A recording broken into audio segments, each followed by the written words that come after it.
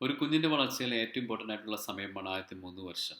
ഈ 3 വർഷത്തിൽ 9 മാസം അമ്മയുടെ വയറ്റിലും ബാക്കി 2.25 വർഷം പുറത്തുമാണ് ഉള്ള സമയമാണ് കുഞ്ഞിൻ്റെ വളർച്ചയുടെ നിർണായക ഘട്ടങ്ങളിലൂടെ കടന്നു പോകുന്ന സമയം. അതുകൊണ്ട് തന്നെ വളർച്ചയുടെ ആദ്യത്തെ നാഴികക്കല്ലുകൾ ആദ്യ ആഴ്ചയിൽ മുതൽ തന്നെ നോട്ട് ചെയ്യേണ്ടതും അറിയേണ്ടതുമൊക്കെ നമ്മുടെ അല്ലെങ്കിൽ മാതാപിതാക്കളുടെ ഒരു കടമയാണ്. ഈ വീഡിയോയിൽ ആദ്യത്തെ ആഴ്ചയിലെ വളർച്ചാ നാഴികക്കല്ലുകളാണ് നമ്മൾ കാണാൻ പോകുന്നത്. ഓർക്കുക, ഈ സമയത്ത് കുട്ടി പുതിയ ചുറ്റുപാടുമായിട്ട് അഡ്ജസ്റ്റ് ചെയ്യാനും ഒപ്പം സക്സസ്ഫുള്ളായിട്ട് ഫീഡ് ചെയ്യാനൊക്കെ പഠിക്കുന്ന ഒരു സമയമാണ്. കൂടുതൽ സമയം ഉറക്കമായിരിക്കുന്നതുകൊണ്ട് ആ സമയം കൂടുതൽ മാതാപിതാക്കൾക്ക് നന്നായിട്ട് ഉപയോഗിക്കാനും റെസ്റ്റ് എടുക്കാനൊക്കെ ശ്രമിക്കാം.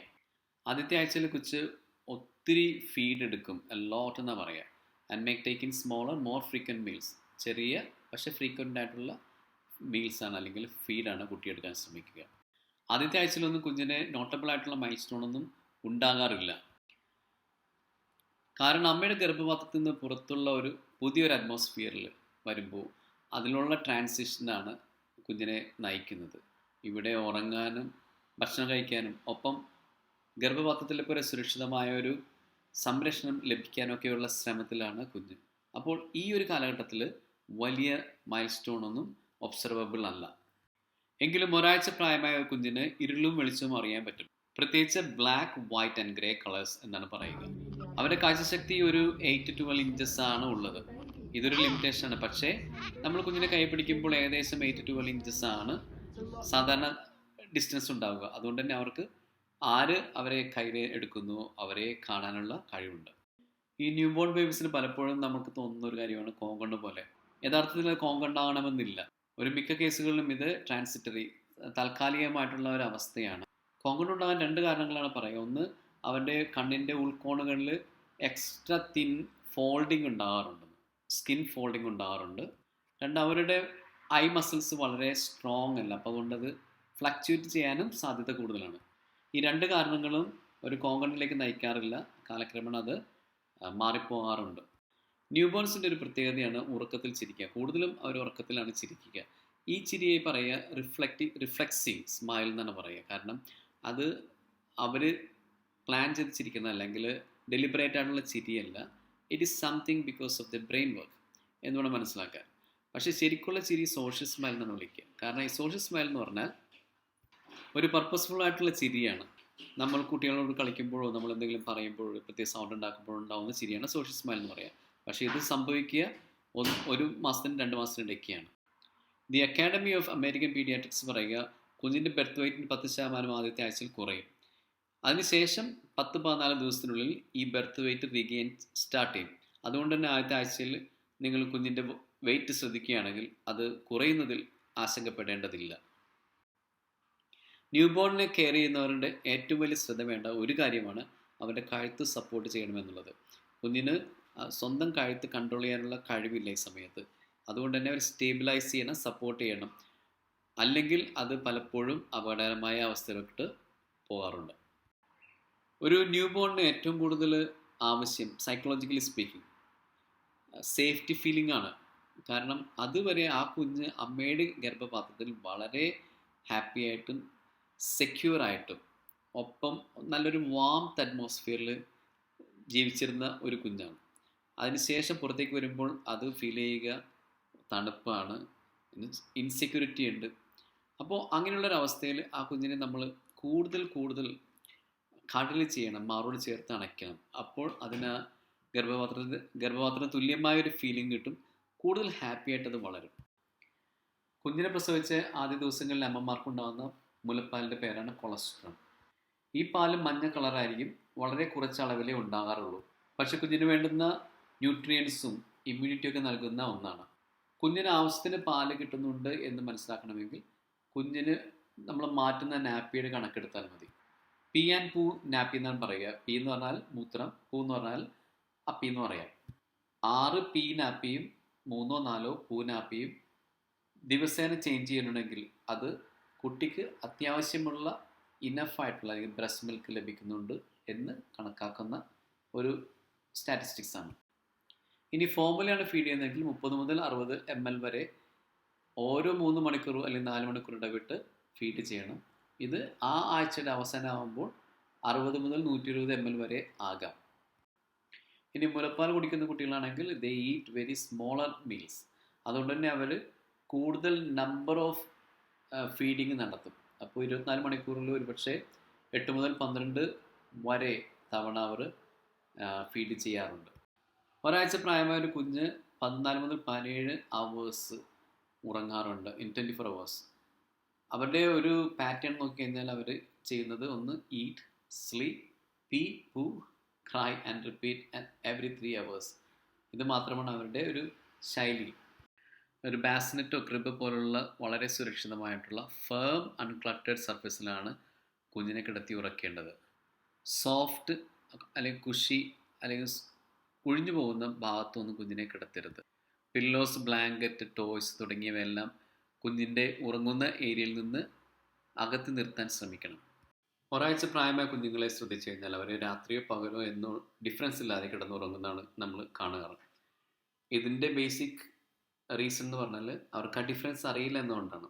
ഇതിന് കാരണമായിട്ട് പറയുന്നത് ഒന്ന്, അവരുടെ സിർക്കേഡിയൻ റിതം ഡെവലപ്പ് ചെയ്തിട്ടില്ല. 2, അവരുടെ ശരീരം മെലറ്റോണിൻ എന്ന കെമിക്കൽ ഉൽപ്പാദിപ്പിച്ച് തുടങ്ങിയിട്ടില്ല. ഈ മെലറ്റോണിനാണ് അവരോട് പറയുക പുറത്ത് ഡാർക്ക് ആവുന്നു അല്ലെങ്കിൽ ഇരുണ്ട സമയമാവുന്നു, the body has to sleep. ഇത് രണ്ടും സംഭവിക്കാത്തതുകൊണ്ട് ഈ കുഞ്ഞ് രാത്രിയോ പകലോ എന്നില്ലാതെ ഉറങ്ങിക്കൊണ്ടിരിക്കും. പൊക്കിൾക്കൊടിയാണ് ശ്രദ്ധിക്കേണ്ട ഒരു ഏരിയ. ഇത് ആൽക്കഹോൾ തുടങ്ങിയ സാധനങ്ങൾ വെച്ചൊന്നും ക്ലീൻ ചെയ്യേണ്ട യാതൊരു കാര്യമില്ല. അത് വളരെ ഡ്രൈ ആയിട്ട് കീപ്പ് ചെയ്താൽ മതി. മാത്രമല്ല it will heal its own. അപ്പോൾ അതിന് ഒരു ടൈം കൊടുക്കുക, നനക്കാതിരിക്കുക, ഡ്രൈ ആയിട്ട് സുരക്ഷിതമായിട്ട് വയ്ക്കുക. പൊക്കിൾക്കൊടി ഉണങ്ങുന്നവരെ കുഞ്ഞിനെ വെള്ളത്തിൽ മുക്കി കുളിപ്പിക്കരുത്. ഇത് ഇൻഫെക്ഷൻ ഒഴിവാക്കാനാണ്. അതിന് പകരം കുറച്ച് ചൂടുവെള്ളത്തിൽ സോപ്പോ ഷാമ്പുവോ ചേർത്ത് സ്പോട്ട് ക്ലീനിങ്ങോ സ്പഞ്ച് ബാത്ത് കൊടുക്കുന്നതായിരിക്കും നല്ലത്. ന്യൂ ബോണിൻ്റെ പൂപ്പിൻ്റെ കളറ് ആ കുഞ്ഞിൻ്റെ ഹെൽത്ത് ഇൻഡിക്കേറ്ററിൻ്റെ വളരെ ഇമ്പോർട്ടൻ്റ് ആയിട്ടൊരു ഫാക്ടറാണ്. ജനിച്ച് 24 മണിക്കൂറിനുള്ളിൽ അല്ലെങ്കിൽ 48 മണിക്കൂറിനുള്ളിൽ വരുന്ന പൂപ്പിൻ്റെ കളറായിരിക്കും ബ്ലാക്ക് ആൻഡ് ടാറി. ഇതിനെ മെക്കോണിയം എന്നാണ് പറയുക. അതിനുശേഷം ഗ്രീനിഷ് കളറിലായിരിക്കും പൂപ്പ് ഉണ്ടായിരിക്കുക. പിന്നീട് സ്ലോലി അത് യെല്ലോയിഷ് ഓർ ബ്രൗണിഷ് കളറായിട്ട് സെറ്റിൽ ആവും. ഓരോ പ്രാവശ്യം ഭക്ഷണം കൊടുക്കുമ്പോഴും ന്യൂ ബോൺസിന് പൂ ചെയ്യാനുള്ള ടെൻഡൻസി ഉണ്ട്. അതുകൊണ്ട് തന്നെ be prepared for a lot of pooping. Developmental milestone പോലെ ഇമ്പോർട്ടൻ്റ് ആണ് developmental red flags. Red flags എന്ന് പറഞ്ഞാൽ അപായ സൂചനകളാണ്.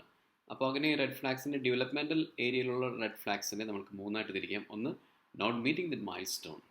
മൈൽ സ്റ്റോൺ എന്ന് പറയുമ്പോൾ ഓരോ കാലഘട്ടത്തിലും എത്തേണ്ട കുറേ കഴിവുകൾ അല്ലെങ്കിൽ സ്കിൽസ് നമ്മൾ പ്രതീക്ഷിക്കുന്നുണ്ട് ഒരു കുഞ്ഞിന്.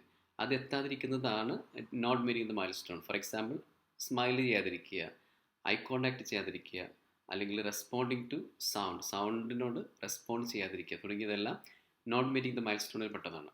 അടുത്തതാണ് ഡിലേഡ് മോട്ടോർ സ്കിൽസ്. ഇതിൽ വരുന്നതാണ് not holding the head up, തല ഉയർത്താൻ ശ്രമിക്കാതിരിക്കുക. നോട്ട് ഗ്രാസ്പിംഗ് ദ ഓബ്ജക്ട്സ് നമ്മൾ എന്തെങ്കിലും ടോയ്സ് എന്തെങ്കിലും കൊടുത്താൽ അത് പിടിക്കാൻ ശ്രമിക്കാതിരിക്കുക. നോട്ട് റോളിംഗ് ഓവർ, കമന്ന് വീഴാൻ ശ്രമിക്കാതിരിക്കുക. 3ാമത്തെ കാറ്റഗറിയിൽ പെട്ടതാണ് lack of interaction. Not showing interest in people or toys. നമ്മളടുത്ത് ചെന്നാൽ വലിയ താല്പര്യം കാണിക്കാതിരിക്കുക അല്ലെങ്കിൽ റെസ്പോണ്ട് ചെയ്യാതിരിക്കുക. മാത്രമല്ല ടോയ്സ് വെച്ച് കൊടുത്താൽ അതിനോട് താല്പര്യങ്ങൾ കാണിക്കാതിരിക്കുക. ഇതെല്ലാം റെഡ് ഫ്ലാഗ്സ് ആണ്. അപ്പോൾ ഇങ്ങനെ റെഡ് ഫ്ലാഗ്സ് കണ്ടാൽ നമ്മൾ ഡോക്ടറെ കാണിക്കുകയും അവരുടെ നിർദ്ദേശങ്ങൾ എടുക്കുകയും അതിനുവേണ്ട പരിഹാര നടപടികൾ എടുക്കുകയും ചെയ്യണം. ഒരു കാര്യം ഓർക്കുക, ഈ ഡെവലപ്മെൻറ്റൽ റെഡ് ഫ്ലാഗ്സ് ഫസ്റ്റ് വീക്കിലുള്ള റെഡ് ഫ്ലാഗ്സ് അല്ല ഞാൻ ഇവിടെ കൊടുത്തിരിക്കുക. ഇത് ഈ ജനറൽ ആയിട്ടുള്ള റെഡ് ഫ്ലാഗ്സ് ആണ്. അതുകൊണ്ട് തെറ്റിദ്ധരിക്കരുത്, ഫസ്റ്റ് വീക്കിൽ തന്നെയുള്ള റെഡ് ഫ്ലാഗ്സ് അല്ല. റെഡ് ഫ്ലാഗ്സിനെ കുറിച്ച് അറിഞ്ഞിരിക്കുന്നത് വളരെ നല്ലതാണ്. കാരണം ഇത് പൊട്ടൻഷ്യൽ ഹെൽത്ത് ഇഷ്യൂസിനെ ഇൻഡിക്കേറ്റ് ചെയ്യുന്നതാണ് പറയുന്നത്. അതായത് എന്തെങ്കിലും ഒരു ഹെൽത്ത് ഇഷ്യൂസ് ഉണ്ടെന്ന് കാണിക്കുന്ന സൂചനകളാണത്. അത് മാത്രമല്ല ഏർലി ഇൻ്റർവെൻഷൻ നമ്മൾക്ക് ചെയ്യാൻ പറ്റും. ഏറ്റവും ആദ്യത്തെ എത്രയും നേരത്തെ അറിയുക എന്നത് വളരെ ഇമ്പോർട്ടൻ്റ് ആണ്. കാരണം എത്രയും നേരത്തെ അറിഞ്ഞാൽ നമുക്ക് പീഡിയാട്രീഷ്യനെ കൺസൾട്ട് ചെയ്യാൻ പറ്റും. അങ്ങനെയുള്ള ഒരു ഇൻ്റർവെൻഷൻ ആദ്യം ഉണ്ടെങ്കിൽ തന്നെ ചെറുപ്പത്തിലേ കറക്റ്റ് ചെയ്ത് പോകാൻ പറ്റിയ കാര്യങ്ങളാണെങ്കിൽ അത് കറക്റ്റ് ചെയ്ത് കഴിഞ്ഞാൽ ആ കുഞ്ഞിൻ്റെ ജീവിതത്തിൽ വലിയ ഡിഫറൻസ് ഉണ്ടാക്കാൻ സാധ്യതയുണ്ട്. അതുകൊണ്ട് ഇങ്ങനെയുള്ള സിംറ്റംസിനെ കുറിച്ച് വളരെ വ്യക്തമായിട്ട് അറിഞ്ഞിരിക്കുന്നത് എപ്പോഴും നല്ലതാണ്. ഫസ്റ്റ് വീക്ക് നമ്മൾ ചിന്തിക്കുകയാണെങ്കിൽ ജനറലി കുട്ടികൾ ഉറങ്ങുന്നു, ഭക്ഷണം കഴിക്കുന്നു, പീ ചെയ്യുന്നു, പൂ ചെയ്യുന്നു, ഇങ്ങനെയുള്ള 4 കാര്യങ്ങളെ ജനറലായിട്ട് അവരുടെ ജീവിതത്തിൽ സംഭവിക്കുന്നുള്ളൂ.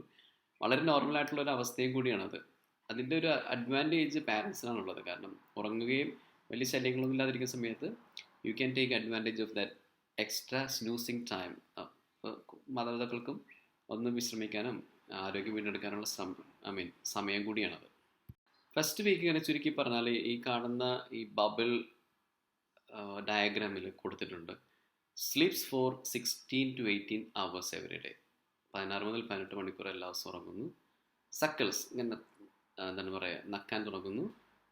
ബേർപ്പ്, കുട്ടികൾക്ക് കൂടുതലായി കാണുന്ന ഒരു സ്വഭാവമാണ് അത്. ബർപ്പിങ്, ഗ്യാസ് പോകുന്നൊരു സ്വഭാവം. ഫസ്റ്റ് ബൗൾ മൂവ്മെൻറ്റ്, ആദ്യമായിട്ടുള്ള അപ്പി അല്ലെങ്കിൽ പി അങ്ങനെയുള്ള കാര്യങ്ങളെല്ലാം നടക്കുന്നു. Eats 8 to 12 times a day if breast feeding ആണ് ചെയ്യുന്നതെങ്കിൽ 8 മുതൽ 12 തവണ ഭക്ഷണം കൊടുക്കണം. Feeds every 2 to 3 hours with formula ആണെങ്കിൽ ഡിഫറെൻ്റ് ആണ്, ഓരോ 2-3 മണിക്കൂർ ഇടവിട്ട് കൊടുത്താൽ മതി. Focuses briefly on parents face when held.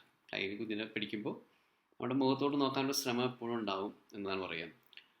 Gain 60 to 90 gram weight every day. ഓരോ ദിവസവും 60 gram മുതൽ 90 gram വരെ വെയിറ്റ് നേടുന്നു. ഇതെല്ലാമാണ് ചുരുക്കത്തിൽ ഫസ്റ്റ് വീക്കിൽ നമുക്ക് ഒബ്വിയസ് ആയിട്ട് മാർക്കബിൾ ആയിട്ടുള്ള മൈൽ സ്റ്റോൺസ്. അപ്പോൾ ഈ വീഡിയോ നിങ്ങൾക്ക് ഇഷ്ടപ്പെട്ടെന്ന് കരുതുന്നു. ഒരു പുതിയ പാരൻ്റ് എന്ന രീതിയിൽ മാക്സിമം ഞാൻ ഒബ്സർവ് ചെയ്ത എല്ലാ കാര്യങ്ങളും ഉൾപ്പെടുത്താൻ ശ്രമിക്കുന്നുണ്ട്. ഇതിൻ്റെ ഡീറ്റെയിൽ ആയിട്ടുള്ള വീഡിയോസ് കൂടുതൽ നിങ്ങൾക്ക് വീണ്ടും ഞാൻ അപ്ലോഡ് ചെയ്യുന്നതാണ്. അതുകൊണ്ട് ദയവായിട്ട് ഈ ചാനൽ സബ്സ്ക്രൈബ് ചെയ്യുക. Also like it and then share it. Thank you for watching.